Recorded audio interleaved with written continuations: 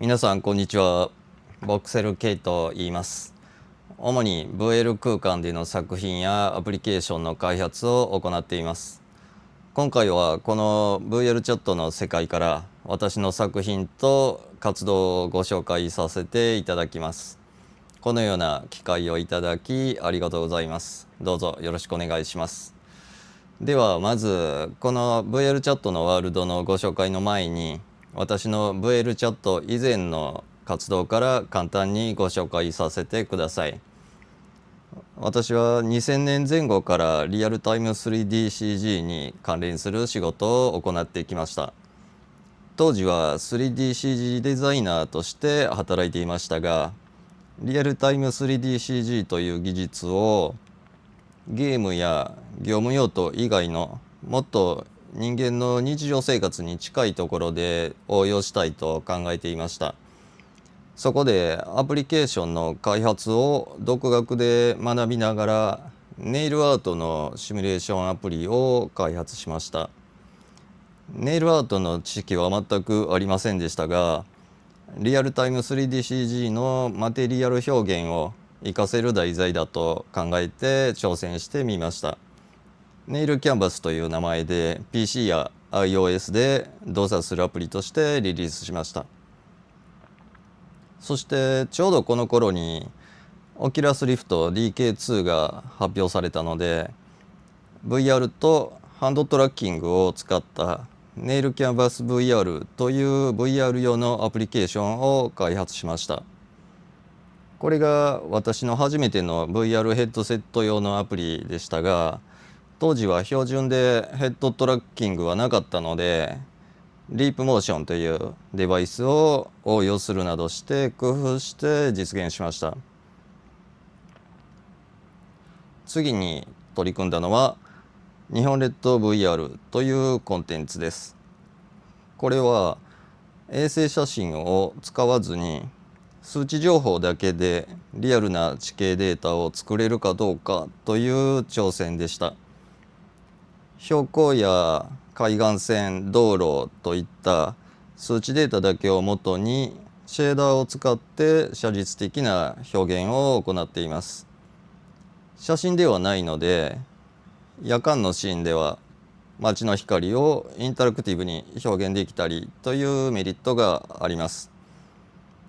そしてこの地形の素材を使って VR 空間の中で自由に空を飛び回れるコンテンツとして仕上げました。こちらはマイクロソフトのホロレンズ用に作ったアプリで、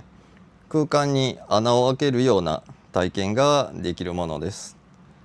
さらにその穴の向こう側の別の世界に入っていくような体験ができるように作ってみました。こちらはクエスト2向けに作ったハンドパーティクルというアプリで、手の動きと音楽に合わせてさまざまなパーティクル表現を体験できるものです。モバイル端末で動作するのが特徴ですが、これは後にご紹介する私の VL チャットでのトネボクの活動へと発展していきました。そしてこれは3次元空間内を立体的に記録再生できる仕組みとして開発したデープスフィールドストリームというコンテンツです。VR 空間内で特殊なカメラシステムを持って歩きながらキャプチャーして、その空間を別のアプリケーション、別の空間で再生することができます。そしてそれをソニーの3次元ディスプレイ LFSR1 で表示したデモがこちらです。この技術を応用して VL チャットでの音楽ライブのイベントを別のインスタンスへ中継して表示するというような試みも実際に行ってみました。さて、ではここからはこの VR チャットの世界で私が作ったワールドを実際にいくつか歩きながらご紹介しようと思います。まずこのワールドなんですが、このワールドは実験的に作ったワールドで公開はしていないんですが、こういった光の表現ですね、ボリュメトリックな光の表現をするために作ったワールドです。VR チャットでは標準ではこのようなボリュメトリックな光の表現ができないので、オリジナルのシェーダーを作ってボリュームを持った光の表現ができるようにしています。そしてこちらのガラス玉に入った景色のようなコンテンツがあるんですが、これについてはまたちょっと後ほど別のワールドをご紹介しながらご説明したいと思います。では別のワールドに行ってみましょ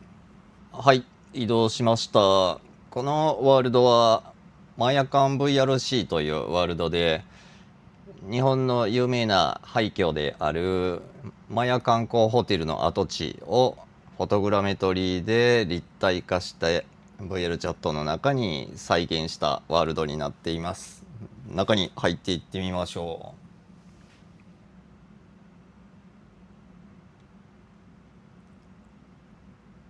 う。内部は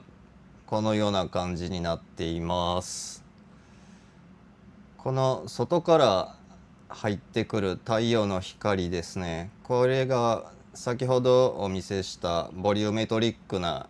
ライト効果になっていて、こういう表現をしたかったのでボリュメトリックライトのシステムを自分で作ったというのがあります。ここは実際には入れない立ち入り禁止のエリアですので、現実では入れない場所でもこうやってフォトグラメトリで立体化することで観光する気分を味わうことができます。このように貴重な場所エリアだったりを立体化することに面白みを感じていて、ただ記録として立体化するだけではなく、いかにエモーショナルな雰囲気でワールド化するかというところに力を入れています。では次のワールドに行ってみましょう。はい、次のワールドに移動してきました。このワールドもフォトグラメトリを使ったワールドなんですが、このワールドの特徴は2つの違うエリアのフォトグラメトリをこちらのワープゲートでつないだワールドになっています。このワープゲートをくぐることで別の空間に移動できるような体験ができます。ここを通過すると別のエリアに行きます。振り返ると元いた世界が見えます。このようなワープゲートはアニメや映画ではよくある表現ですが、この VL 空間内で自分でこの中をくぐっていくという体験ができるというのは非常に新鮮で面白いと思います。はい、次のワールドは渋谷オーシャンというワールドで、実際の渋谷の街並みを立体化して水の表現にこだわったワールドになっています。そしてこの飛行装置を作っていまして、この飛行装置を使って自由に空を飛び回ることができます。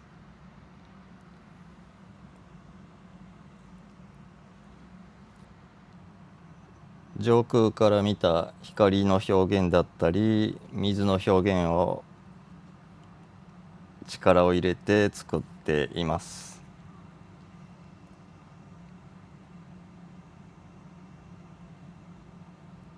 はい、次のワールドはこちら、ニアサイテッドクラスルームというワールドです。このワールドは今までの綺麗な景色だったりっていうワールドとはちょっと違うんですが、近視の体験だったり老眼の体験だったりっていうのができるワールドです。近視の体験というのはこのような感じで今皆さんは眼鏡をかけていた状態から裸眼になったという状態になります。近視以外に老眼というモードもあって、老眼の場合は近視と逆に近くが見えなくなります。それ以外に乱視のモードだったり、それぞれをミックスしたりすることもできます。近視の人がどういう視界にいるのかでしたり、眼鏡のありがたみを知ることができますね。それ以外にも色覚特性の調整もできるようになっています。このように私自身がすごく目が悪くて近眼なんですが、この VR 空間の中で体験することで近眼だったり老眼の人がどのような視界にいるのかというのが目がいい人にも体験してもらうことができると思います。はい、次はこちらスペーシャログラフィーというワールドです。このワールドは私が作ったワールドで一番新しくて、まさに今私が取り組んでいる活動の一つです。スペーシャログラフィーという名称は私が作った言葉なんですが、空間表現をどうアーティスティックに使えるだろうかというのを模索した実験的なワールドです。今までお見せしたワールドはフォトグラメトリが多かったんですが、このワールドではフォトグラメトリ以外にガウシアンスプラッティングというより新しい技術をたくさん使っています。ガウシアンスプラッティングは通常の従来の VR チャットで使われているようなポリゴンのレンダリングシステムとは違って特殊なので、そのままの状態では VR チャットに持ってこれないので、特殊な、コンバートシステムとシェーダーを作って VR チャットの中に持ってきています。このように絵の中に手を入れたりすることもできます。特にこの額縁に入ってる作品はガウシアンスプラッティングそのままというよりも少し絵画のような見た目になるように作っています。少し印象派のような色合いに調整したりしています。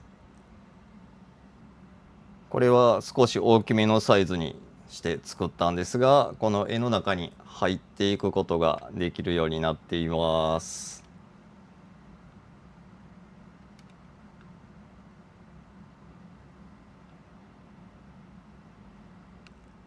このワールドにはいろいろ作品があるんですが、こちらは冒頭で見ていただいたガラス玉の中にフォトグラメトリで作った景色が入っているものですね。さらにこのワールドではフォトグラメトリ以外に、こちらはガウシアンスプラッティングで作ったデータをガラス玉の中に入れた作品になっています。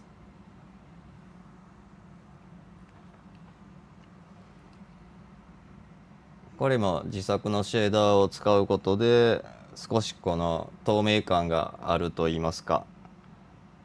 幻想的な雰囲気が出せるように作っています。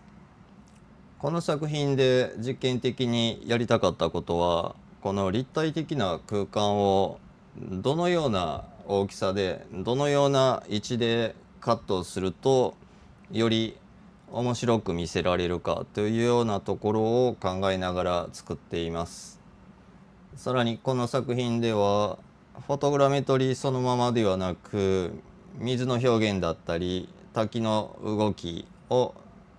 後からパーティクルの表現として付け加えて、この空間の中にしっかり時間が流れているというようなことを表現したいと思って作っています。他にもこのようなシリンダーの中に入ると周りの景色が浮かび上がるというような体験ができるワールドでしたり、このように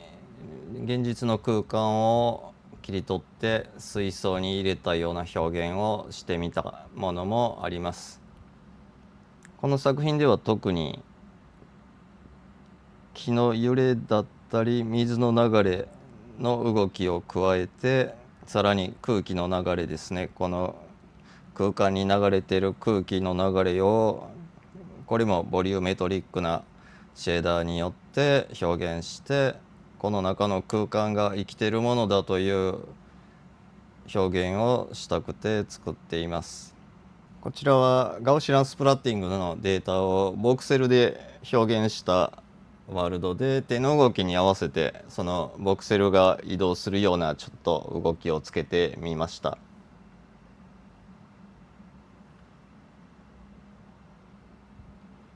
この作品もガウシアンスプラッティングで作ったデータをさらにシェーダーでボクセル化、一部ボクセル化してアニメーションするような動きをつけています。以上が簡単にですがこのスペシャログラフィーのワールドの紹介でした。もうすでにパブリックになっているので、もし VR チャットやっている方はぜひ遊びに来てください。では次のワールドに行きましょう。はい、こちらが今回最後のワールドになりますが、トネボクソニックスカイジャーニーというワールドです。このワールドは僕がVR チャットの中で R トネさんという方と一緒に活動しているトネボクという音楽ユニットのライブのためのワールドです。トネボクというのはリアルタイムオーディオビジュアルパフォーマンスユニットということで、 R トネさんがリアルタイムの演奏をシンセサイザーを使って行います。で、その音楽データと MIDI の情報をこのワールドに取り込んで、こちらに並んでいる装置を使い、私がリアルタイムでエフェクトをコントロールしながらライブパフォーマンスをするというユニットになっています。こちらに並んでいるのがライブ中に私が操作するコントロールパネルになっています。実際のライブの映像を見ないとわからないと思うので、ライブの様子は動画でご紹介します。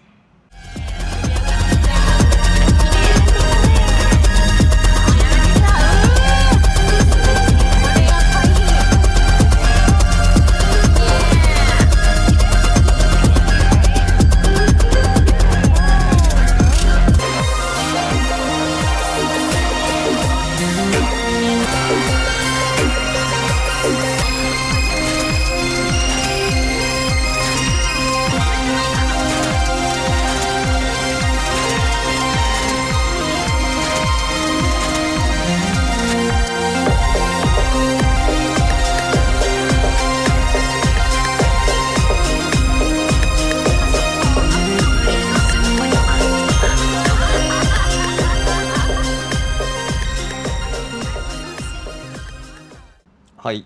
実際のライブの様子でした。以上で今回ご紹介するワールドは終了です。長時間見ていただいてありがとうございました。またどこかで VR の世界でお会いしましょう。ありがとうございました。